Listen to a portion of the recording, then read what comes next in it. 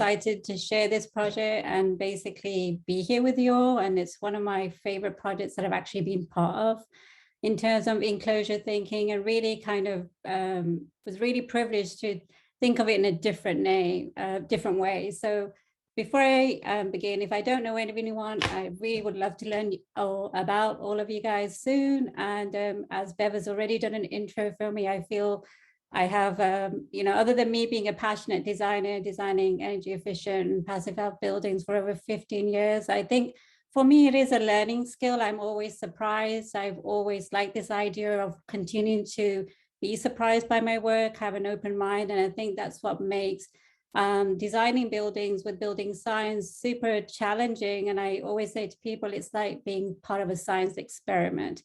And this particular presentation that I'm going to do today on the sea, I changed the name, is based on the SS Suez ship. It is a study that we did for RXR in collaboration with HLW. Because of the ship's unique typology and the fact it was not on land, but a floating metal structure, keeping itself dry, to me was very exciting. And, having this opportunity to merge naval and traditional architecture to reinvent the ship as a different use, as meeting today's climate needs as well. It was really like an interesting challenge in terms of enclosure thinking and what does it mean? And just really kind of working with the team in terms of, could it be delivered on achieving it to net zero, or what type of things are we looking at it? And surprisingly, I got to work with a lot of the pioneers who designed the ship, like Gibbs and Cobbs, etc. And it was really an interesting experience just learning about the skeleton of the ship, which I'll be speaking with today, and just thinking of different typologies for the envelope. And with that, let's begin. So the SS Suez ship is a monument, it's an ambassador, and it's the pinnacle of mid-century maritime design and artistic achievement. It's the world's largest ocean liner, smashing transatlantic speed for its time. So it really is quite phenomenal. It's also transformative. It's been a national security asset capable of being transformed again to the state-of-the-art security military vessel as well. So it's a living icon of different stories, which has emerged from the World War II. It's carried people from small towns to big towns, setting out on journeys. And it's also stories about immigrants crossing the sea, beginning new lives. So for the ship, the SSUS ship, it seemed quite relevant when we were looking at it, for it to be transforming itself yet again. And what really excited me about this particular project, and when we're talking about resiliency, when we're talking about how can we reuse ships in a different way, what if the most advanced building is a ship? Well, how does it, for its time, it had pioneered different type of generation, different generations of systems thinking. Could it still do the same? Reducing its carbon footprint, does it live itself on the ship, or does it be something that's plugged in on site?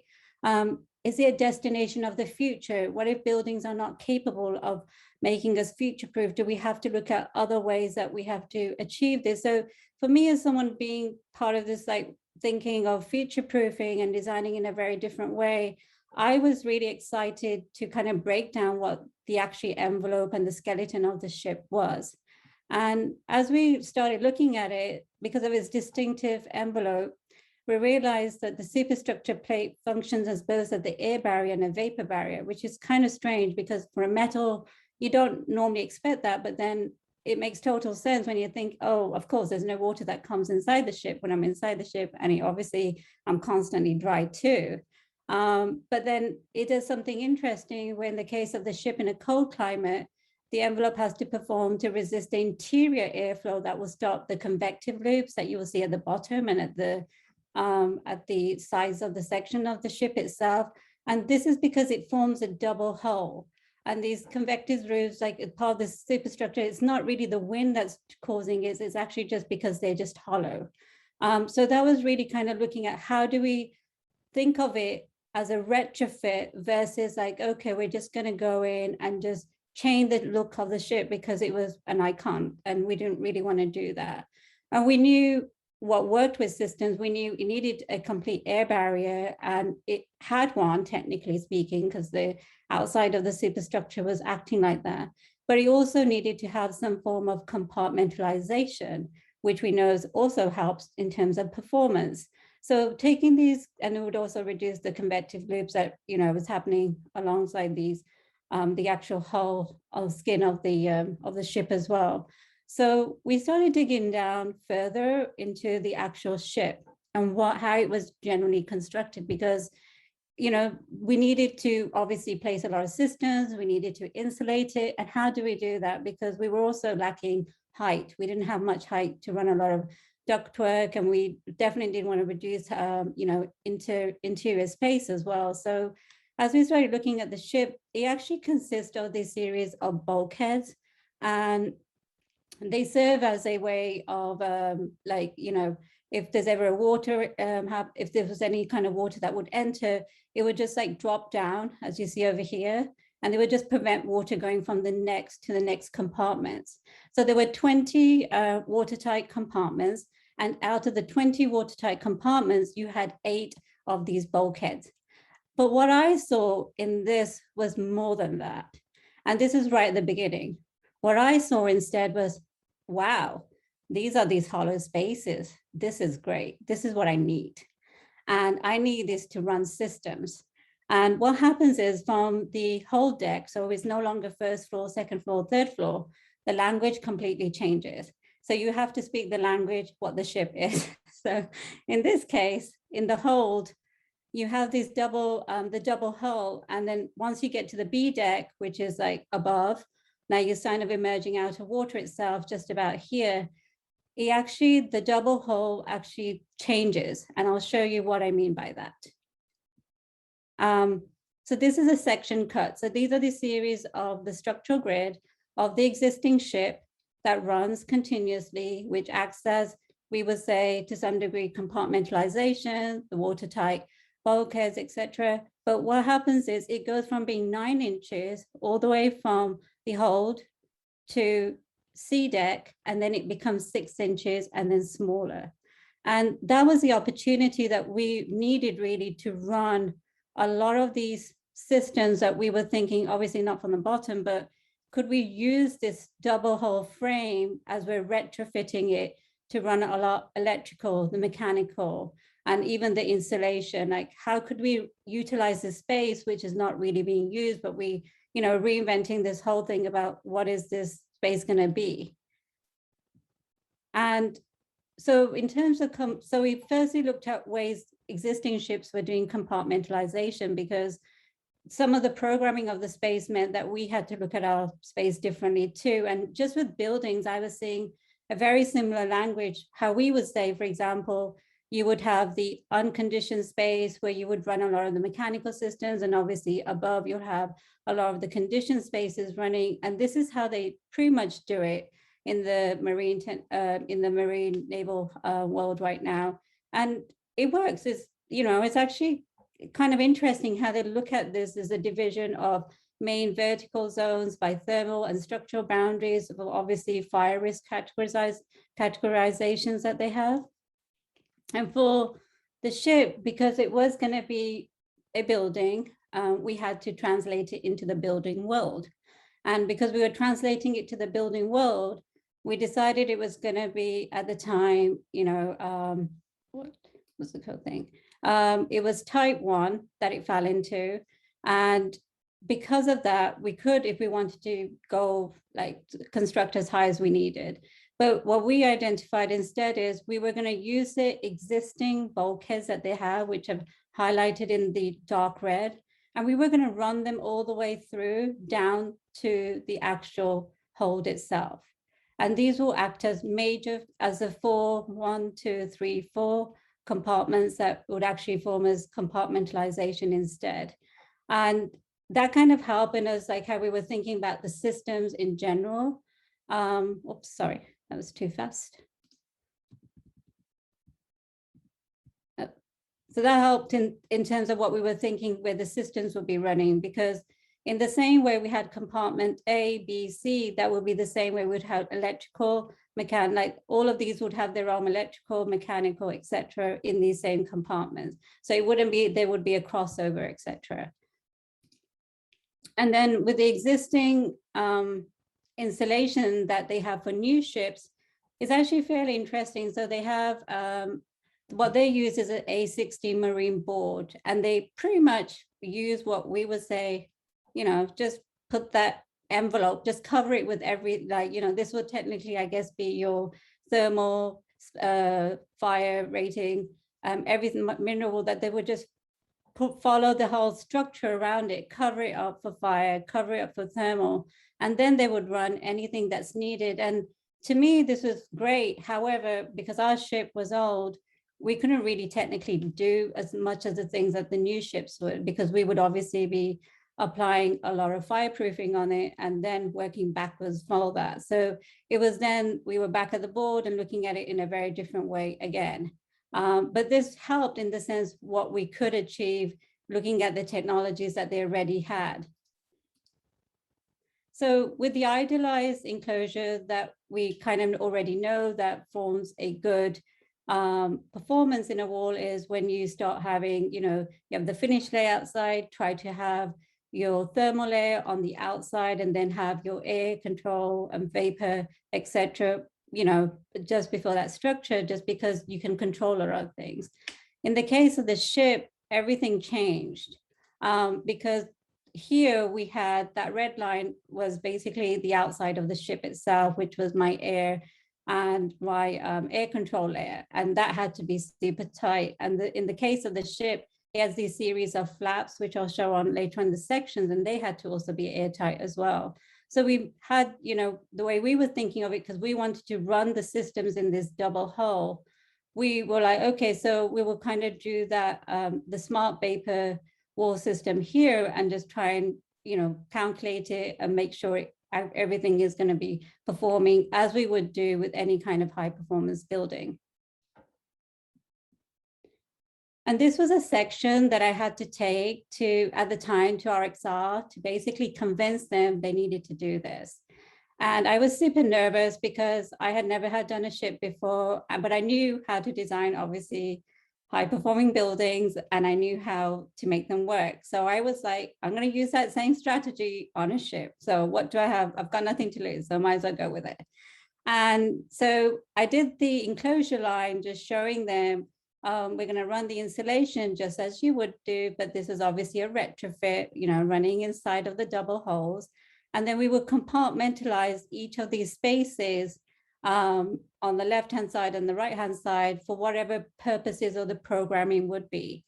And because I'm a huge fan of a unitized system, my first proposal was like, why don't we have a unitized system? Therefore, the ship can potentially, we don't have to introduce so many systems for it to be relying on huge mechanical work, etc.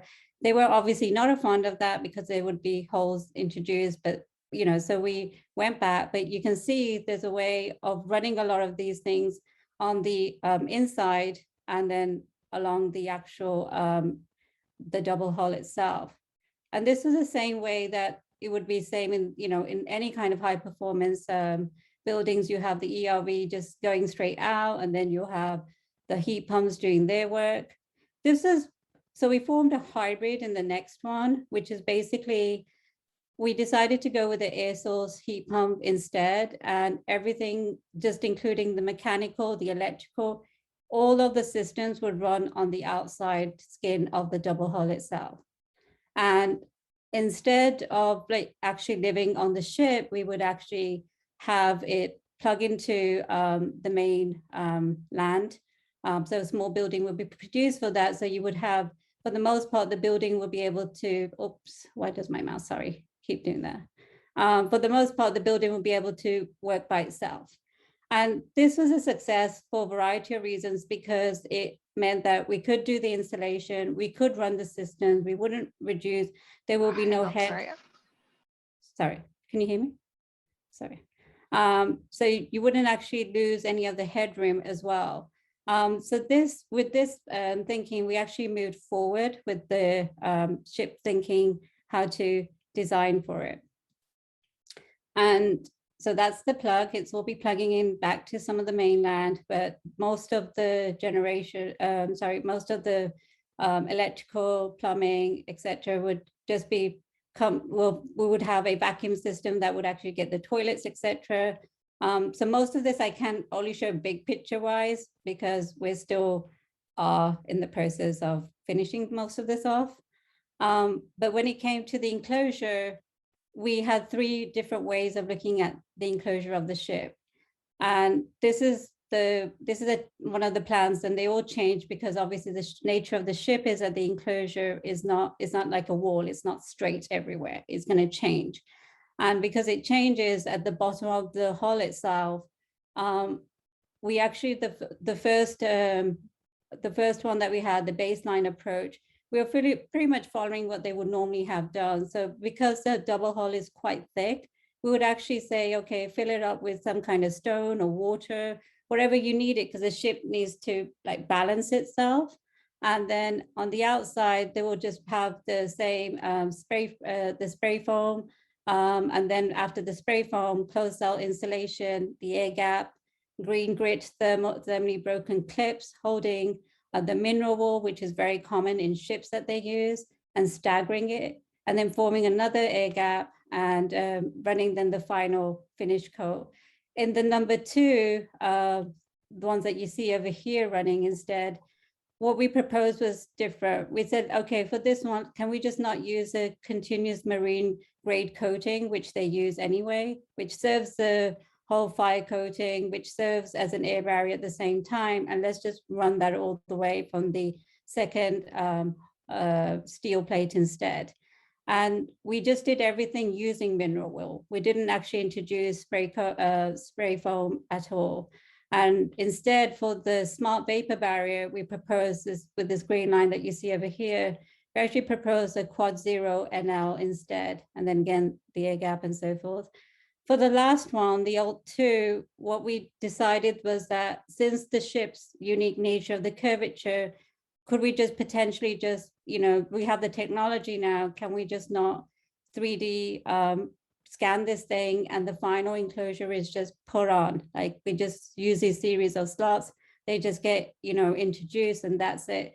And it's actually not as simple as I would love to say, because it obviously becomes a much more of an expensive project, but definitely an interesting one. And then when you come up towards the higher decks, which is a promenade deck and the sports deck, the ship is no longer as part of the double hull system. And you can see this in plan now, where it's actually offset from the deck itself. From the hull itself. And the way we had to think about that was literally like a building. It had to be, you're going to be putting a building on there. So how do you make that building airtight? And that to me was fascinating because that would be this whole floor from basically promenade deck onwards, it would just be compartmentalized altogether. So the floor below that would actually act as its own volume, and then the floors above would become its own conditioned space. These are some Therm studies that we had done when we were looking at understanding how the ship is performing. And obviously, it would be cold because it's metal. And when you add insulation, it starts behaving better, which we all have known, but it's good to see that still. And so it allows us to understand where we could improve and how we can design differently with the ship. And this is a section of that Therm as well, where we get to see that cold and hot spots. So obviously we have some thermal bridging happening there. How to again, putting it back there, understanding it better. These MEP things would no longer run here. They would pretty much run in this space over here instead.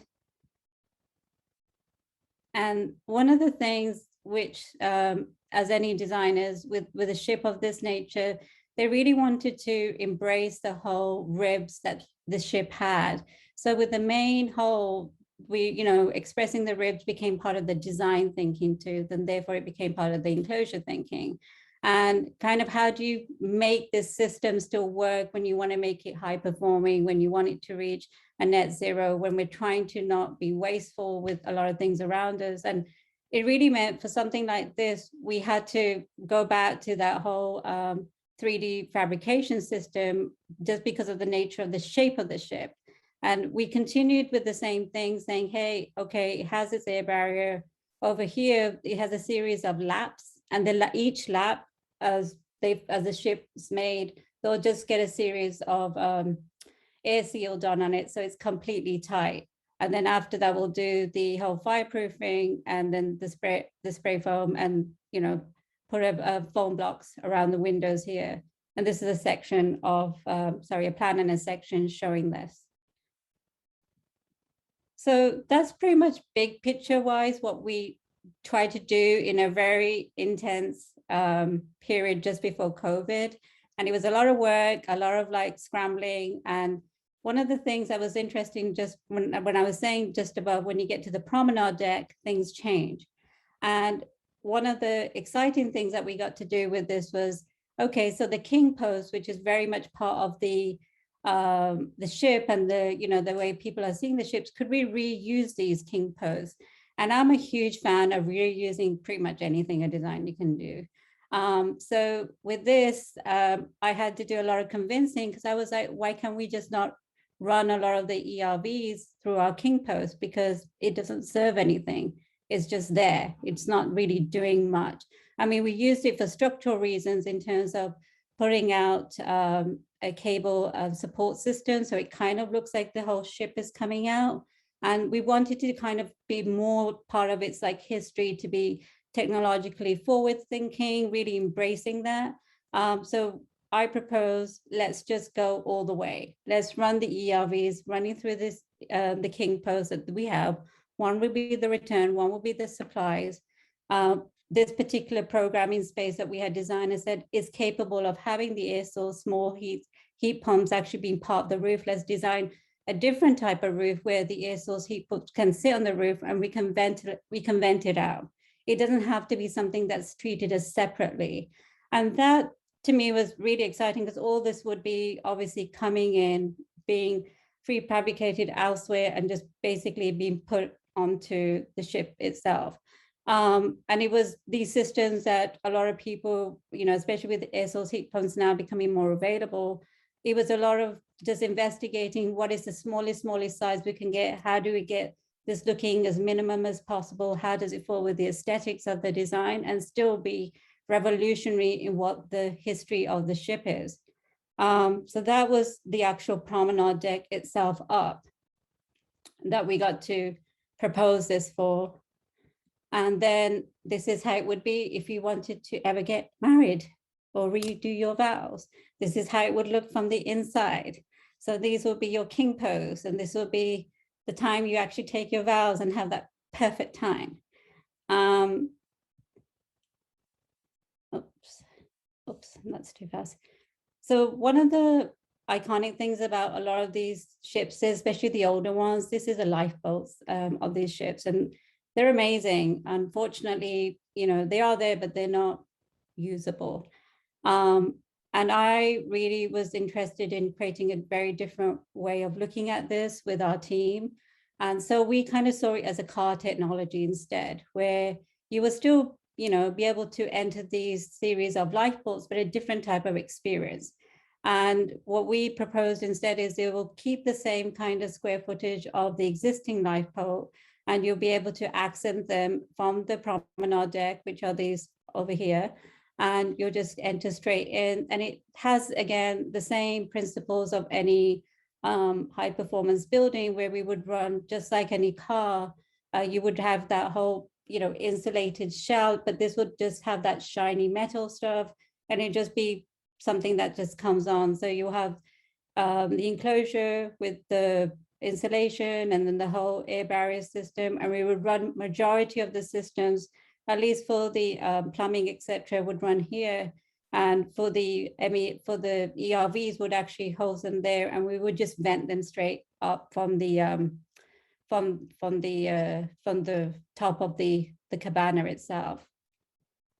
And this is a view of the going towards that, so you kind of get to experience as new and old, and you still get to have the structural being intact. And this is a view from the inside. So even though you may not have the old boat, you still have the experience of, even the experience of the old boat, you have the experience of the new version of it. And so one of the things I liked about this particular project was, and I realized as I was working on it, it really was a retrofit, and it didn't really occur to me as I was working on it, because a ship it just seemed like a ship, but I guess, it is a retrofit project. So one of the things I find interesting when I look back at this, can buildings be done like this when we're thinking about resiliencies? Are there other objects other than buildings that can still form this? And because it seems as though it's doable, we have the technology now, we have different ways of thinking about it.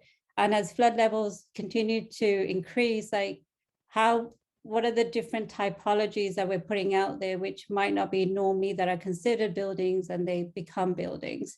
And this was one of them. And I'm super excited to see what are the next steps for this. So we'll see. And so far, this is where we are as we just hold tight with COVID. But thank you so much.